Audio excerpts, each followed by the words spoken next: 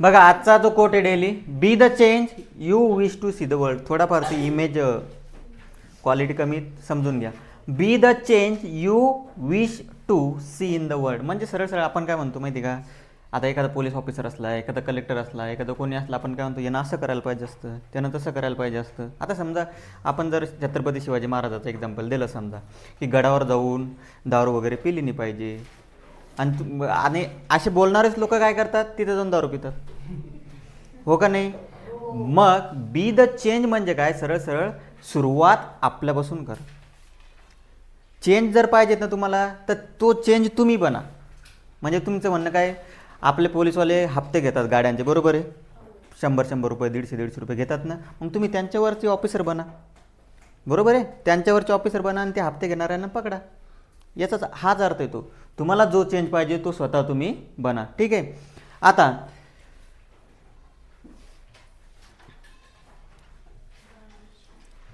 आपलं चॅप्टर मधलं किती क्वेश्चन झालेले आपले सांगा बरं एकदा मला. बरं ठीक आहे. बघा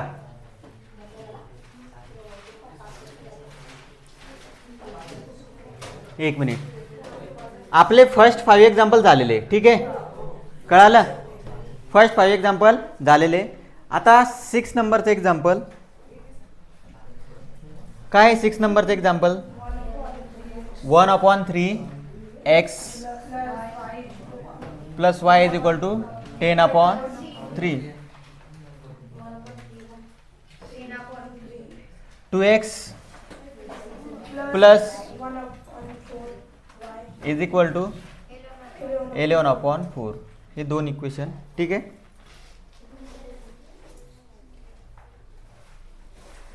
ठीक आहे, हे दोन क्वेश्चन, याला 1 नंबर देतो आपण आणि याला देतो 2 number. Equation, linear equation solve करण्यासाठी आपल्याला, आपण सुरुवातीला काय चेक करतो, कोएफिशियंट सारखे आहेत का नाही. कोएफिशियंट सारखे आहेत का नाही हे चेक करतो आपण, ठीक आहे. मग कोएफिशियंट इथे सारखे आहेत का नाही, कोएफिशियंट सारखे आहेत का नाही. इथं 1/3, इथं 2 आहे, इथं y, इथे किती आहे 1/4.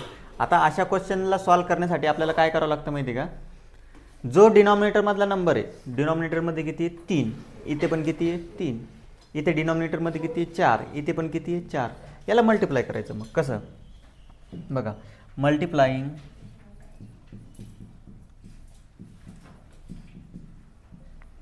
इक्वेशन 1, इक्वेशन 1ला डिनॉमिनेटरमध्ये किती आहे 3, इक्वेशन 1/3 अँड इक्वेशन 2 बाय डिनॉमिनेटरमध्ये किती आहे 4. मग जर तुम्ही याला मल्टिप्लाय केलं तर बघा, आता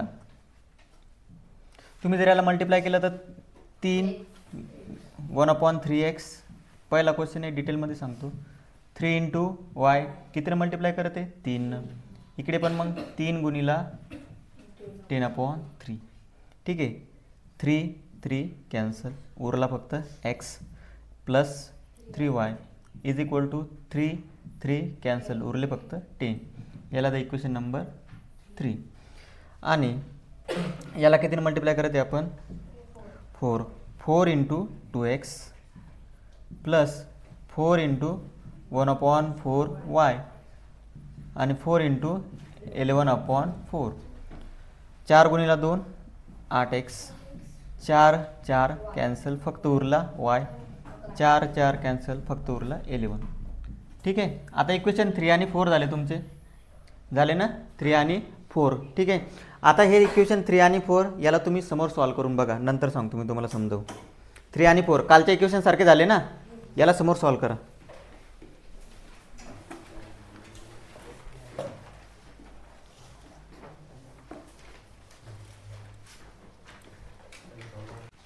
बघा आता ज्यांना समजलं नाही त्यांनी, नवीन क्वेश्चन आहे आपल्याकडं, ठीक आहे, नवीन क्वेश्चन आहे त्याच्यामुळं थोडा चेंज आहे, फक्त एक स्टेप. आता 3 आणि 4 तुम्हाला काय म्हटलं तुम्ही, याला कसं सॉल्व करा, सबस्टिट्यूशन मेथडनं, किंवा आता दोन इक्वेशन आले, याला जर साईडला घेतलं आपण, जास्त डोकं लावायची गरज नाही. आता समजा 2 इक्वेशन असे असते आपल्याकडं, x + 3y is equal to 10 आणि 8x + y is equal to 11.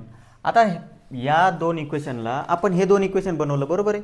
आता आपली इथं प्रोसिजर काय असते, चेक द कोएफिशियंट. कोएफिशियंट सारखे आहे का, 8 आहे, इथं किती 1, इथं किती 3, इथं किती 1. तुम्ही तर सबस्टिट्यूशन मेथड वापरू शकता डायरेक्ट. कळालं, कोणती मेथड वापरू शकता, सबस्टिट्यूशन. किंवा तुम्हाला जर परत मल्टिप्लाय करायचं असेल तर मल्टिप्लाय करा. मल्टिप्लाय कर म्हणजे बघा ॲन्सर कशानं लवकर येतं ते कळायला पाहिजे. पटकन सबस्टिट्यूशन वापरून घ्या, काय होईल, कोणत्या मेथडनं सॉल्व्ह केलं तर चालतं. काय आता बघा, फ्रॉम इक्वेशन 3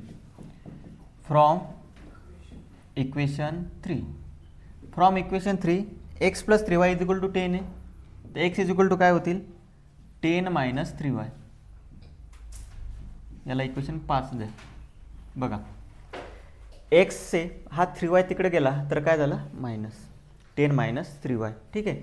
आता ही किंमत या इक्वेशनमध्ये ठेवायची, चौथ्या. कोणत्या इक्वेशनमध्ये ठेवायची, चौथ्या. मग काय लिहिसाल इथं, फ्रॉम इक्वेशन 4 अँड इक्वेशन 5. आता ही जी x ची किंमत आहे जर इथं पुट केली आपण तर काय होईल, 8 इन ब्रॅकेट x ची किंमत किती ठेवते आपण, 10 - 3y plus y as it is जसाच्या तसा. समोर किती 11. म्हणजे बघा काय केलं आपण, हा जो x आहे याला या फॉर्ममध्ये आणलं, 10 - 3y आणि 8x आहे. तर x ची किंमत काढली आपण, काय काढली, 10 - 3y. 8x होता तर 10 - 3y एक्सच्या ऐवजी पुट केले आपण. ठीक आहे. आणि जसा y आणि 11 ॲज इट इज जशाचे तसे. आता 8ने जर मल्टिप्लाय केलं तर किती झाले, 80.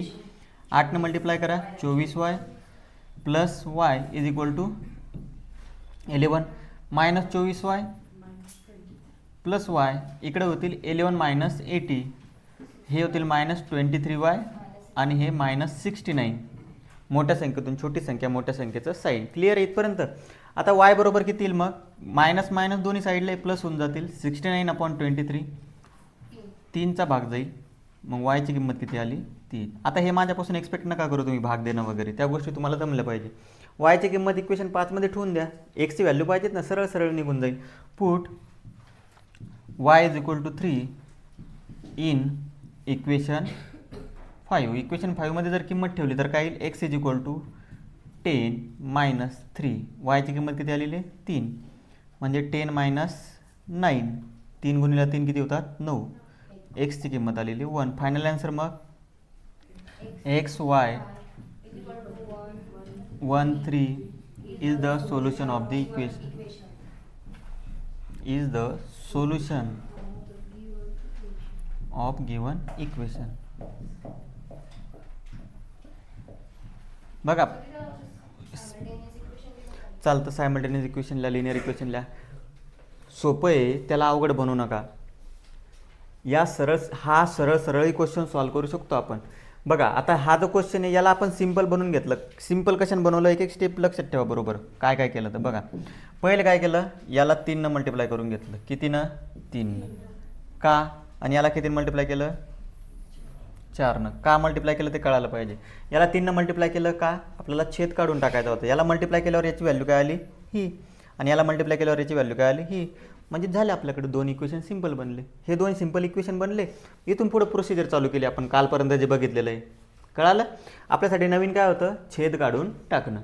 हे नवीन आहे का, ही मेथड नवीन आहे का, काल झालेली आहे ना. ठीक आहे, लिहून घ्या.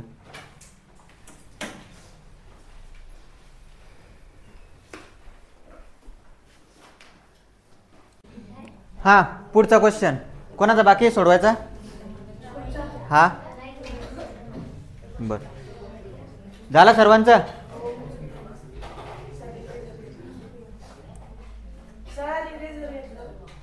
एक मिनिट.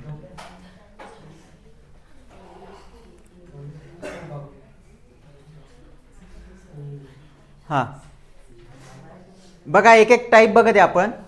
6 नंबरचा क्वेश्चन कंप्लीट झाला आपला. ठीक आहे, 6 नंबर झाला. म्हणजे एक झाला सिंपल टाईप, त्याच्यानंतरचा एक दुसरा वेगळा थोडा वेगळा ज्याला फ्रॅक्शन आलेला आहे तो टाईप झाला. आता त्याच्यानंतर काय येईल, लास्ट. हा लास्ट टाईप प्रॅक्टिस सेट 1.1 मधला, की ज्याचे कोएफिशियंट असे वेगळे वेगळे दिसतील तुम्हाला. म्हणजे एक्सचा वायला, वायचा एक्सला दिसेल. 99 99, 101 100. 3 एक्झाम्पल असे. किती एक्झाम्पल आहे, 3. एक मी घेणार, 2 तुम्हाला होमवर्कला. ठीक आहे. आता याला सोडवायचं कसं बघा, प्लस मायनस. सांगा काय होता क्वेश्चन, सांगा बरं एकदा. 99x 101y is equal to 499. हां इकडं हां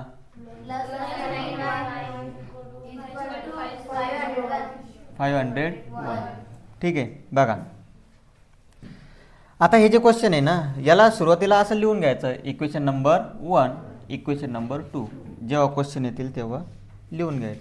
ठीक आहे, कळालं, लिहून घेतलं. त्याच्यानंतर आता असा क्वेश्चन दिसला तुम्हाला, व्हॅल्यू सारखा दिसला की एकदा ठरवायचं, एकदा ॲडिशन एकदा सबट्रॅक्शन. जसे जसे नवीन टाईप येतील तसे तसे तुम्हाला माइंडमध्ये आल्या पाहिजे त्या गोष्टी. पहिलं टाईप म्हटल्यापेक्षा वेगवेगळ्या प्रकारचे क्वेश्चन येते.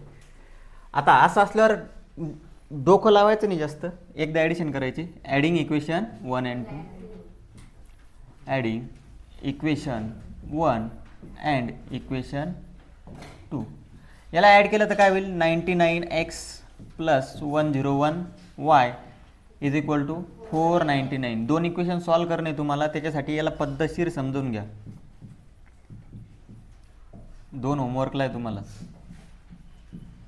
ठीक आहे, याला ॲड केलं तर आपण हे किती होतील, 200x हे 200y 1000. ठीक आहे, आता तुम्हाला सारखे दिसतं, याला आपण 200 डिवाइड करू शकतो. डिवायडिंग बघा, हा क्वेश्चन 3 मार्क्सला राहील तुम्हाला. किती मार्क्सला, डिवायडिंग बाय 200. याला जर 200 डिवाइड केलं, याला 200 डिवाइड केलं म्हणजे काय उरेल, फक्त x. याला 200 डिवाइड केलं म्हणजे काय उरेल, फक्त y. याला 200 डिवाइड केलं म्हणजे फक्त 5 उरेल. काय उरेल, 5. हा झाला तुमचा इक्वेशन 3. ठीक आहे, काय म्हटलं मी तुम्हाला, एकदा करायची ॲडिशन. क्वेश्चनमध्ये लक्षात ठेवायचं की हा क्वेश्चन आला का, मला असं करणे, एकदा ॲडिशन करणे. नंतर लक्षात ठेवायचं हां आता याच्यानंतर मला काय करणे, सबट्रॅक्शन. मग काय करायचं, apply equation 1 minus equation 2.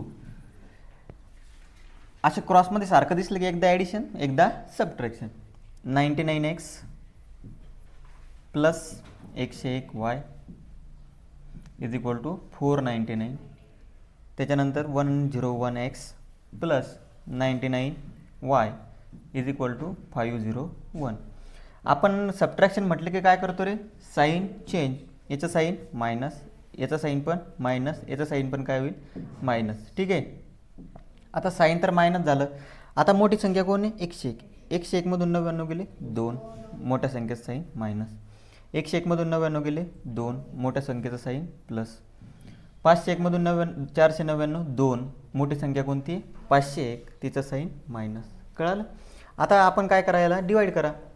Dividing bye 200 केलं होतं, इथं काय करा, डिवायडिंग बाय 2. Dividing by 2. मॅथमध्ये कसंही अक्षर येऊ द्या, माझं कन्सेप्ट समजून घ्या. -x plus y is equal to -1. हे झालं इक्वेशन तुमचं 4. समजलं काय काय केलं पोरो. पहिले केली ॲडिशन, एक इक्वेशन भेटलं आपल्याला. त्याच्यानंतर केली सबट्रॅक्शन, एक इक्वेशन भेटलं. बस संपला विषय. प्रत्येक सायमल्टेनियस इक्वेशन या चॅप्टरमध्ये 2 सिंपल इक्वेशन आणायचे. किती सिंपल इक्वेशन आणायचे, 2. इथून समोर तुम्हाला जी आवडेल ती मेथड. आता 3 नंबर आहे, 4 नंबर आहे. त्याच्यानंतर आता 3 नंबरचा विचार करा, x प्लस वाय. 4 नंबरचा विचार करा, -x प्लस वाय. कोएफिशियंट सारखे आहे. मग कोएफिशियंट सारखा असल्यावर काय चेक करतो, साईन सारखा आहे का. साईन सारखा आहे का, नाही. एक्सचा साईन इकडे मायनस आहे, त्याच्यामुळं काय करू शकतो, direct addition. Adding equation 3 and equation 4. ठीक आहे, इक्वेशन 3 आणि इक्वेशन 4ला ॲड करा. मग x plus y is equal to किती आहे, 5. ठीक आहे, त्याच्यानंतर -x plus y is equal to किती आहे, -1. आता इथं सरळ सरळ कॅन्सल झालं. y आणि y किती होतील, 2y. 5 मधून 1 गेली 4. y ची किंमत किती आली, 2 ना 2चा भाग जाईल. y ची किंमत आलेली आहे तुमची 2. समजलं, y ची किंमत किती आली, 2. त्याच्यानंतर y ची किंमत जी 2 आलेली आहे ती कोणत्या इक्वेशनमध्ये ठेवा, 3 मध्ये ठेवा किंवा 4 मध्ये ठेवा. Put y is equal to 2 in equation 3. Equation 3 मध्ये जर वायची किंमत ठेवली तर इथं काय x plus y is equal to किती आहे 5, एक्स प्लस वायची किंमत किती आलेली आहे 2 is equal to 5, x is equal to 2 तिकडल्या साईडला जातील मायनस एक्सची किंमत आली 3 आणि फायनल आन्सर काय एक्स वाय तुम्हाला ते सांगायची गरज नाही आता. ठीक आहे 3, 2 is the solution of the equation. Question अवघड आहे का? प्रोसिजर समजून घ्यायची, लिहिण्याची गडबड करायची नाही. मला कोणाच्याच हातामध्ये पेन दिसला नाही पाहिजे क्वेश्चन शिकवताना. जेव्हा मी म्हणेल आता लिहा तेव्हा लिहायचं, कळालं? लिहा. बघा आता हा क्वेश्चन कसा सॉल्व्ह करायचा बघा.